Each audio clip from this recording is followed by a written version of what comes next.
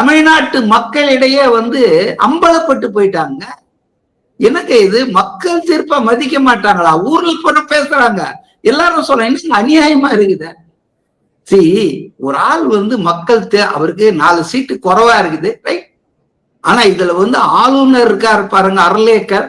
அவர் கோவா பாஜக தலைவரா இருந்தவரு. அவரை பிக் பண்ணி தான் இங்க தமிழ்நாட்டுக்கு இன்சார்ஜா போட்டிருக்காங்க. அவர் ஆக்சுவலா தமிழ்நாடு கவர்னரே இல்ல. RN ரவி வெஸ்ட் பெங்காலுக்கு டிரான்ஸ்பர் ஆனதால காலியா இருக்கு.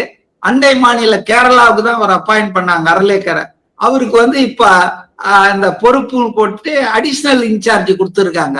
சோ அவர் பாருங்க, அரசியல் சாசனத்திலே இல்லாத மாதிரி அவர் என்ன செய்யணும்னா, அரசியல் சாசனம் உச்ச நீதிமன்ற வழிகாட்டு என்ன சொல்லுதுன்னா, இந்த மாதிரி யாருக்குமே பெரும்பான்மை இல்லாத போது கடைபிடிக்க வேண்டிய வேலை என்னன்னா, ஃபர்ஸ்ட் யார் லார்ஜஸ்ட் பார்ட்டி, அதிகபட்ச எம்எல்ஏக்களை கொண்ட கட்சி, அதுக்கு மெஜாரிட்டி இல்லாம இருக்கலாம், அதுக்குதான் பிரியாரிட்டி கொடுத்து, ஆக்சுவலா அவங்க உரிமை கோர்றதெல்லாம் இல்ல, கவர்னர் ஷுட் இன்வைட் தம்.